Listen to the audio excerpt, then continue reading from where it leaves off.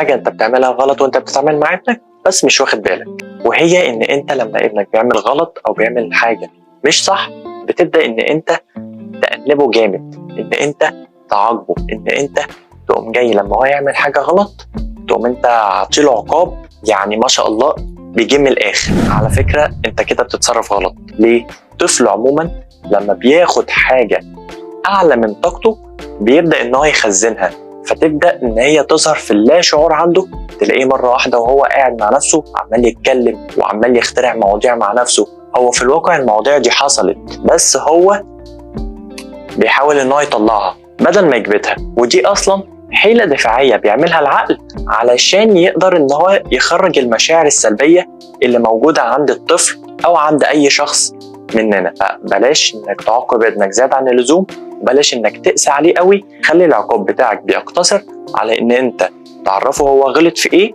او عمل ايه غلط، وان هو يقول انا اسف وما يعملهاش تاني.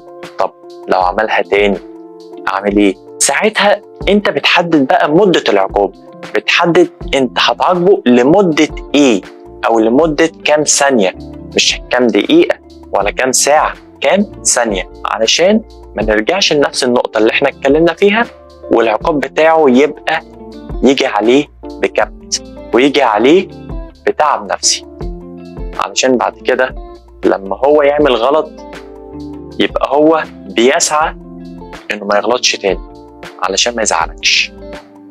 ودي كانت معلومة في السريع، أتمنى تكونوا استفدتوا، وأحب أختم بسبحانك اللهم وبحمدك أشهد أن لا إله إلا أنت أستغفرك وأتوب إليك. كان معكم هشام عماد، والسلام عليكم ورحمة الله وبركاته.